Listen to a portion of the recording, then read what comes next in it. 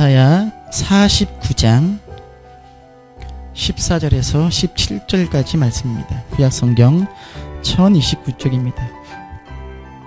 함께 한 목소리로 합독하겠습니다. 오직 시온이 이르기를 여호와께서 나를 버리시며 주께서 나를 잊으셨다 하였거니와 여인이 어찌 그 젖먹는 자식을 잊겠으며 자기 태어서 난 아들을 긍휼히 여기지 않겠느냐. 그들은 혹시 잊을지라도 나는 너를 잊지 아니할 것이라. 내가 너를 내 손바닥에 새겼고 너의 성벽이 항상 내 앞에 있나니 내 자녀들은 빨리 걸으며 너를 헐며 너를 황폐하게 던 자들은 너를 떠나가리라. 아멘. 할렐루야. 우리는 본능적으로 우리가 사랑하는 이들로부터 잊혀지는 것에 대한 두려움을 갖고 있습니다. 제가 아무래도 목사다 보니까 누군가가 세상을 떠나는 그런 임종 또는 호스피스 관련된 방송을 좀 자주 찾아보는데, 보면 호스피스 분들이 가족이 누군가를 떠나보낼 때 그 귀에 대고 계속 들려주라는 말이 있어요. 계속해서 마지막 임종의 순간에 듣고 있다는 거예요. 무슨 말이냐면 내가 잊지 않을게, 기억할게. 아빠는 좋은 아빠였어, 좋은 엄마였어, 내가 기억할게, 잊지 않을게 라는 거예요. 그러니까 죽을 때, 세상을 떠날 때 죽음에 대한 두려움이 여러 가지가 섞여 있는데, 사실 가장 큰 두려움은 내가 사랑했던 사람들로부터 잊혀지는 것에 대한 두려움이 가장 크다고 해요. 예전에 오늘의 장로교회에서 초창기에 섬겼던 포천에 있는 장군이네 집이 있습니다. 거기는 어떤 곳이냐면, 고아는 아니에요.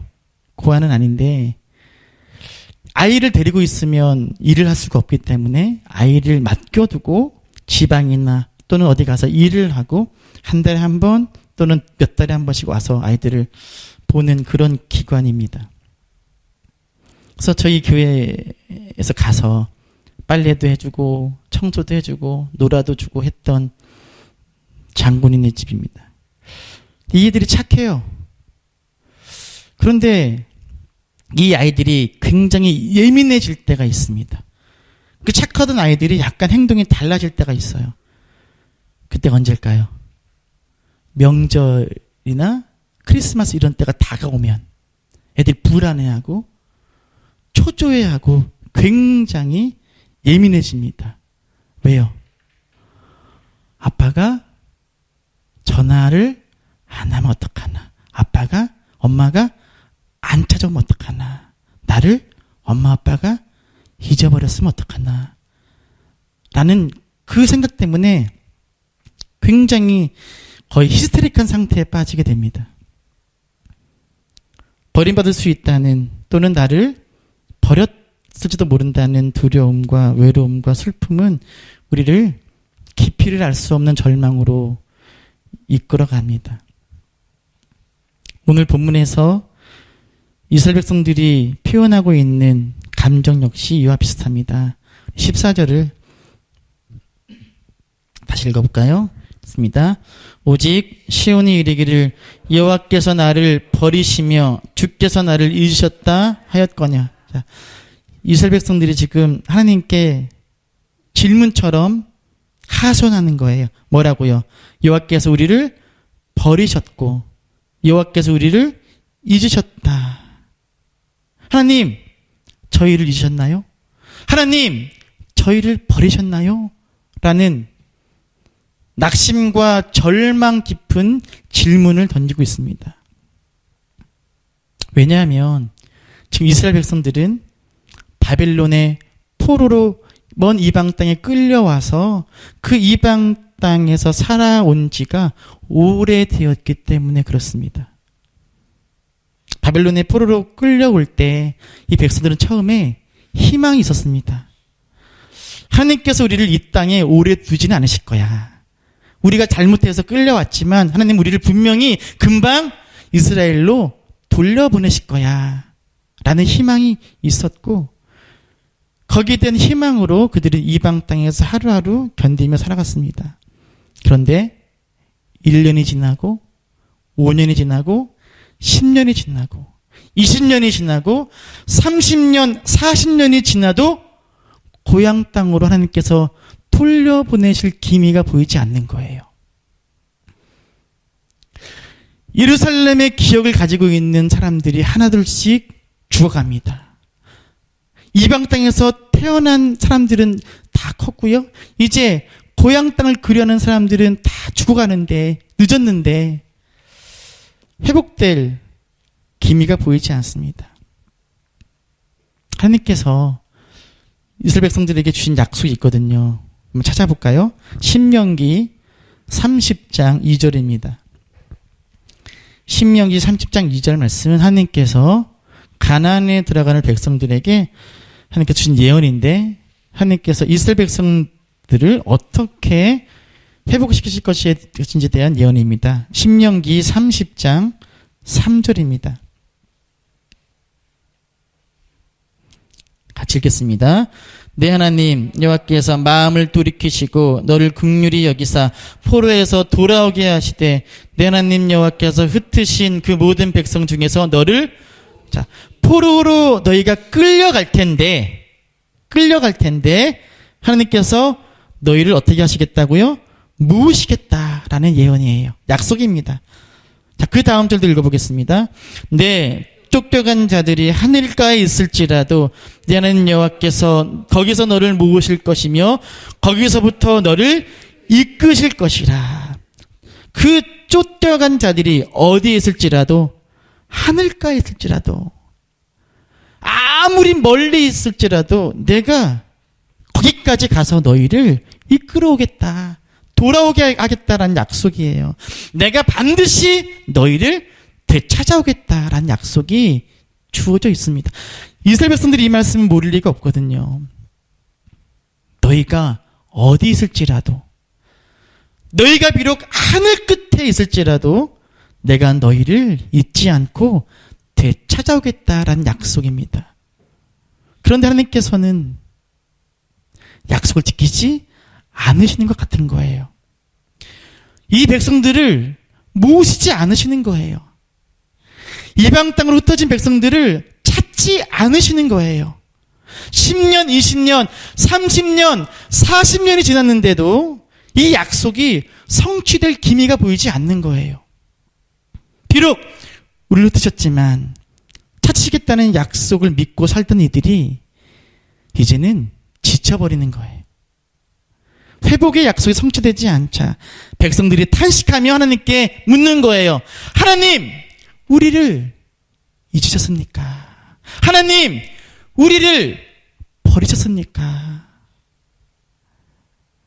우리를 잊지 않으셨다면, 우리를 버리지 않으셨다면 왜 우리를 이토록 오랜 시간 이 이방 땅에 포로로 머물게 하십니까? 왜 우리를 찾지 않으십니까? 왜 우리를 돌아오게 우리를 이끌지 않으십니까? 라고 이 백성들이 탄식과 절망 가운데 하나님께 외치는 겁니다.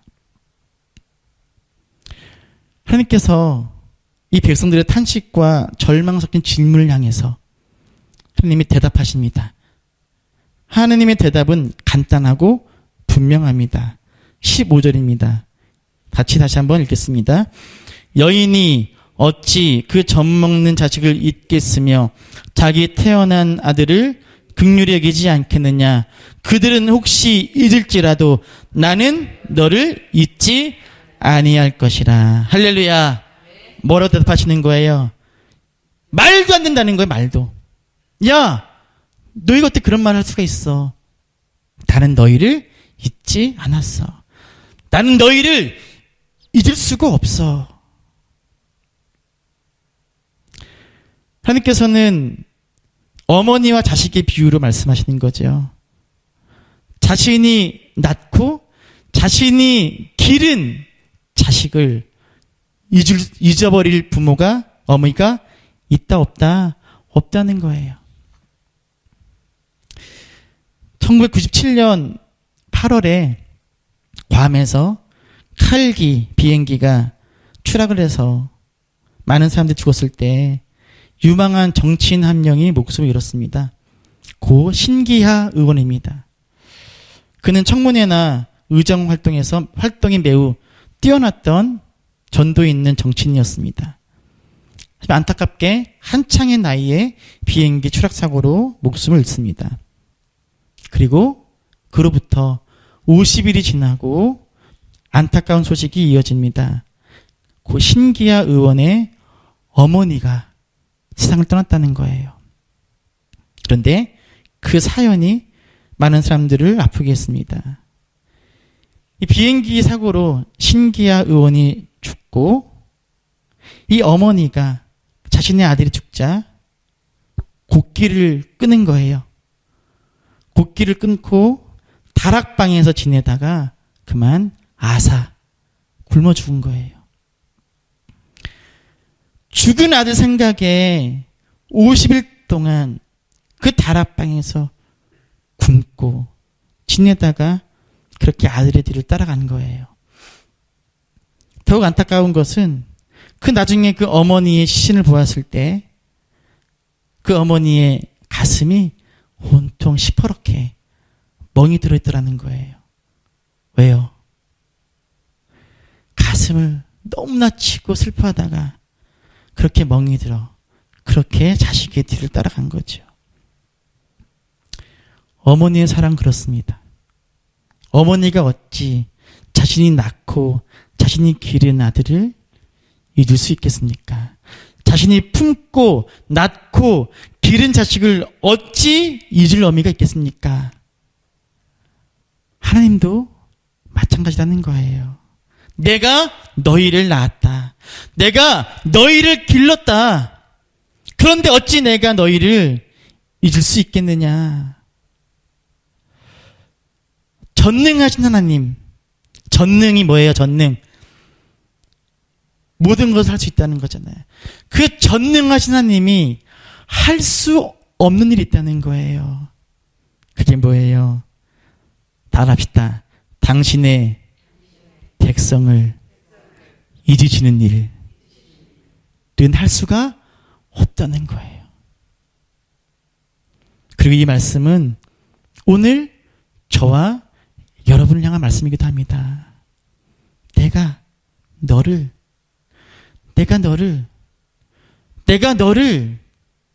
잊을 수 없다 라고 주님이 우리에게 말씀하십니다. 그리고 이어서 말씀하십니다. 15절입니다. 읽습니다. 15절 다시 읽습니다.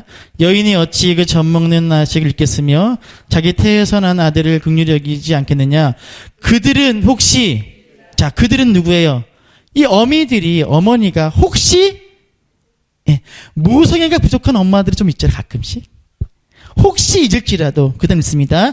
나는 너를 잊지, 혹시라도 자식을 잊어버리는, 자식을 버리는 어미가 있을지 모르지만 나는 그렇지 않다는 거예요. 그 이유가 무엇입니까? 그 다음 16절입니다. 읽습니다. 내가 너를 내 손바닥에 새겼고, 자, 내가 너를 내 손바닥에 새겼다. 썼다? 가 아니라 새겼다. 하나님께서는 당신의 택한 백성들, 이 포로로 끌려간 백성들이요, 사실은 잘난 백성들이 아니잖아요. 어떤 백성들이에요? 그렇게 선지자들이 회개해라, 돌이켜라 라고 했어도 듣지 않고 죄를 짓다가 벌받아 쫓겨간 백성들이잖아요. 하지만 하나님은 이 죄와 불순종으로 끌려간 이 못난 백성들일지라도 그들을 어디에 새겼다고요? 손바닥에 새겼다는 거예요.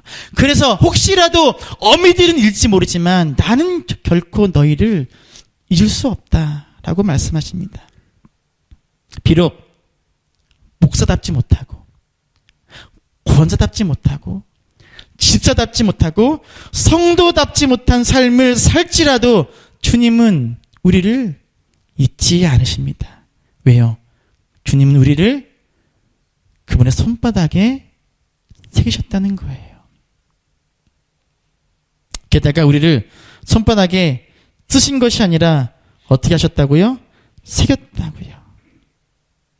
손바닥에 글씨를 쓰는 것이 아니라 글씨를 새기려면 어떻게 해야 돼요? 그 살을 파내야 돼요.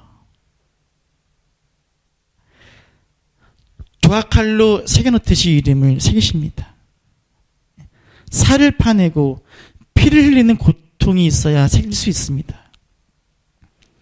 그렇게까지 살이 파내지는 아픔과 피를 흘리는 고통을 당하시면서까지 하나님은 당신의 백성들을 또 저와 여러분을 당신의 손바닥에 새기셨습니다. 그 이유는 오직 하나예요. 뭐 하시지 않으려고요? 잊지 않으시려고. 그런데 백성들이 지금 뭐라고 탄식한다고요? 하나님 우리를 잊으셨다. 하나님이 우리를 버리셨다. 이 탄식을 듣는 하나님의 마음이 얼마나 아프시겠습니까? 저희 딸이 태어나고 2년 뒤에 아들이 태어났잖아요. 그러니까 아무래도 저희 딸이 특별히 엄마의 사랑을 충분히 못 받았다라고 느끼는 것 같아요. 그러니까 뭐 사사건건 시비를 거는 거예요. 엄마한테. 자기보다 산이를 더 좋아하는 거 아니냐. 어젠가 그젠가 한번 아무튼 민주가 그런 말을 했어요. 엄마는 산이만. 그래서 제 아내가 산이한테 아니라고 라고 하면서 설명을 해주는 거예요. 그 설명을 하는데 먹힐까 안 먹힐까요? 안 먹혀요. 아내의 그 답답함. 어떻게 그렇잖아요. 어떻게 동생을 더 사랑할 엄마가 어디 있습니까? 그런데 동생을 더 사랑한다고 느끼는 그 딸에게 아니야 나는 너도 똑같이 사랑해라고 믿지 않는 듣지 않는 그 아이에게 그걸 전하는 그 엄마의 답답함이 제가 느껴지는 거예요. 하나님께서 답답하신 거예요. 나는 너희를 잊지 않았는데 나는 너희를 버리지 않았는데 잊었다고 버렸다고 외치는 이 백성들이 너무나 아픈 거예요. 그래서 주님께서 16절에서 말씀하시는 거예요. 16절에는 우리말 성경에는 없는데 원어에는 빠져있는 단어가 있습니다. 어떤 단어가 빠져있냐면 한번 따라합시다. 보라 희느라고 하는 보라라는 단어가 빠져있어요. 자, 보라를 넣어서 읽어볼까요? 16절 읽습니다. 시작. 보라 내가 너를 내 손바닥에 새겼고 거기까지. 보라 내가 너를 내 손바닥에 새겼고 보라 뭘 보라는 거예요? 지금 손바닥을 보여주시는 거예요. 보라 내 손바닥을 봐라. 그것이 글자인지 흉터인지 구별도 안 되는 그런 손바닥을 보여주시면서 주님께서 외치시는 거예요. 보라 내 손바닥을 한번 봐라. 너희가 새겨져 있는 이 손바닥 한번 봐라. 너희가 어찌해서 어떤 이유로 나를 의심하느냐. 내가 너희를 잊지 않았는데 아니 내가 너희를 잊을 수가 없는데 너희는 어찌하여 내가 너희를 잊었다라고 하느냐. 내가 너희를 잊지 않으려고 내 손에 너희를 새겼는데 내가 살을 깎고 피를 흘리며 너희를 여기에 새겼는데 너희는 어찌하여 내가 너희를 버렸다 내가 너희를 잊었다라고 원망하느냐 라고 하나님께서 답답한 마음을 토로하시는 거예요. 하나님께서는 바벨론 땅에서 수십 년 동안 고통과 낙심 가운데 산 이들에게 또 오늘 이 땅 가운데에서 하나님의 은혜와 돌보심과 섭리를 경험하지 못한 채 살고 있는 저와 여러분에게 가슴을 치며 손을 내미시며 말씀하십니다. 내 손을 봐라. 내 손을 봐라. 여기에 내가 너희를 새겼다. 내가 너희를 잊지 않았다. 아니, 내가 너희를 잊을 수가 없다. 라고 말씀하십니다. 그래서 스펄전 목사님은 이 구절을 읽을 때마다 그리스도의 못 박힌 손을 떠올린다라고 말합니다. 주님의 못 박히신 그 손의 흉터, 그것이 바로 우리라는 거예요.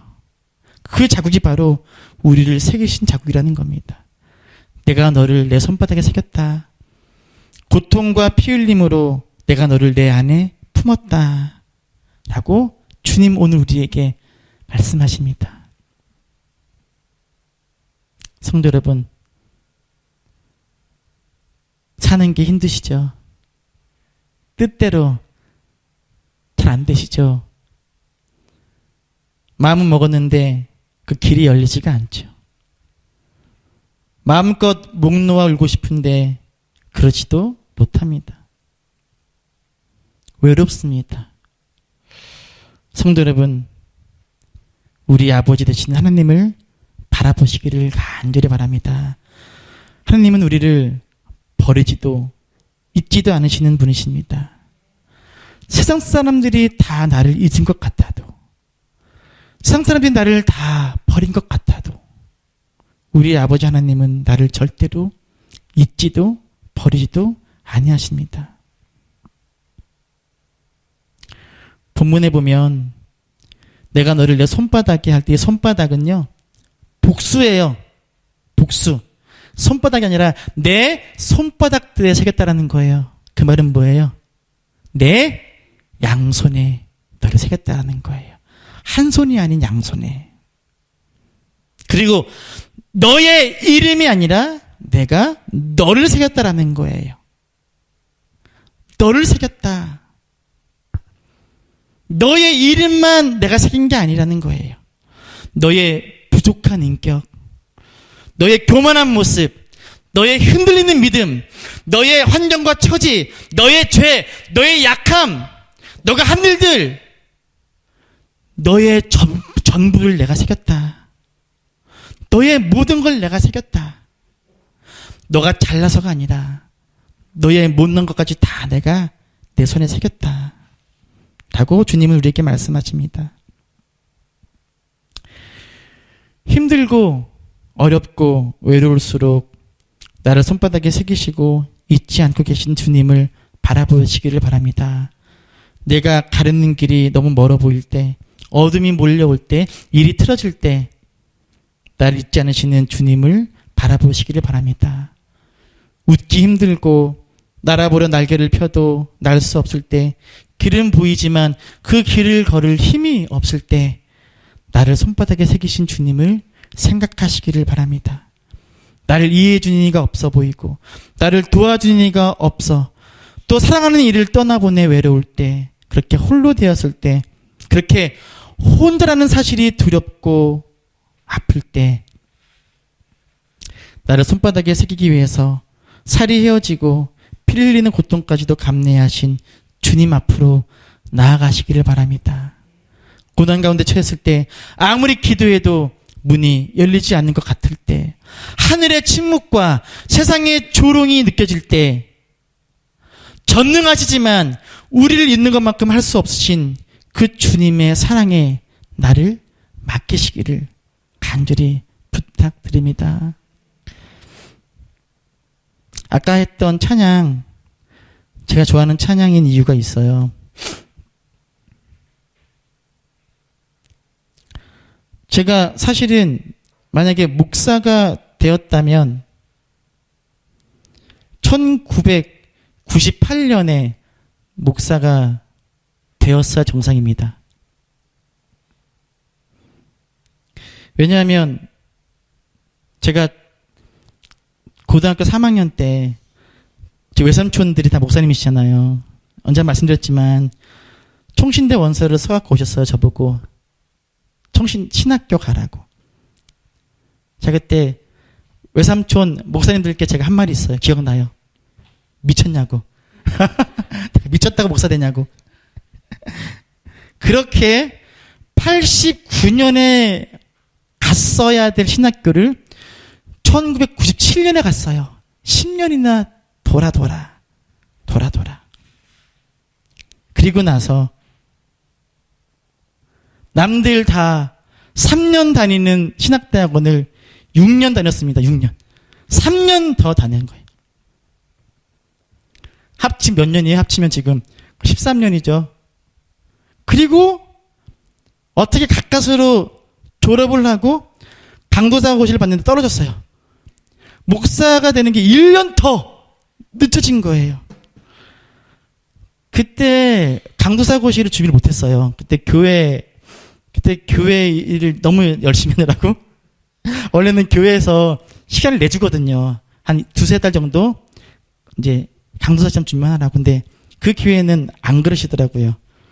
떨어졌어요. 그렇게 다시 1년 뒤에 두 번째 강도사 시험을 보고 나서 강도사고시를 준비할 때 너무 힘들어서 사실은. 하나님, 제가 언제 목사 되겠다고 했습니까? 안 되겠다고.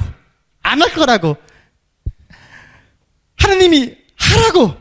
하나님께서 하라고 해서 그렇게 하나님이 이끄셔서 제가 해드린 건데, 목사 되어드리려고 한 건데, 어쩔 수 없이 순종해서 왔는데, 도대체 언제까지 돌아가게 하시냐는 거예요. 언제까지 도대체. 왜 이렇게 힘들게 하십니까? 혹시 저를 목사 되게 하라고 시켜놓고 나를 잊어버린 거 아니십니까? 까먹은 거 아닙니까?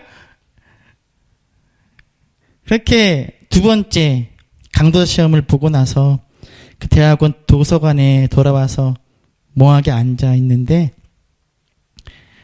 기분이 묘한 거예요. 안도감도 아니고 후련함도 아니고 기쁨도 아니고 이상한 감정이 드는 거예요. 그때 그 MP로 음악을 듣고 있었는데 하염없이 눈물이 나는 거예요. 그때 들었던 찬양이 바로 이 찬양. 아버지 그 품 안에 내 영혼 평안하네.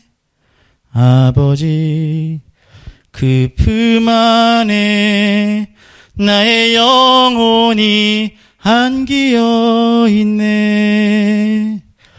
그의 부드러운 두 팔로 나를 감싸주시니 나의 모든 아픔 사라지네.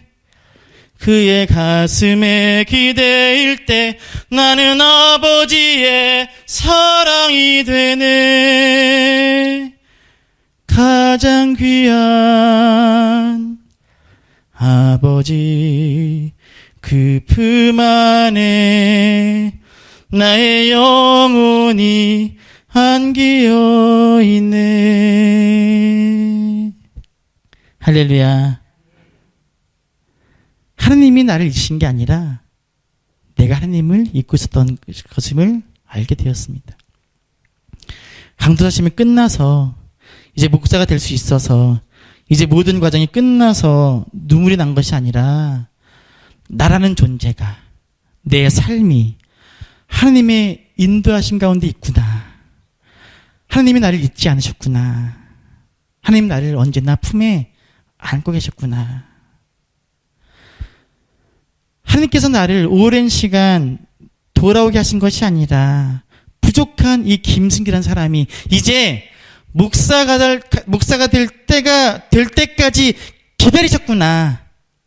내가 기다린 게 아니라 하나님 나를 기다리셨구나. 그리고 이제 목사가 될 때가 되어서 나를 한 단계 더 높게 올려주시는구나. 하나님의 손길을 느낄 수 있었습니다. 그렇게 오랜 시간 그 상처 아픔이 사라지고 하나님의 선하신 계획과 인도하심에 있는 그 평안이 나를 주장함을 느낄 수가 있었습니다.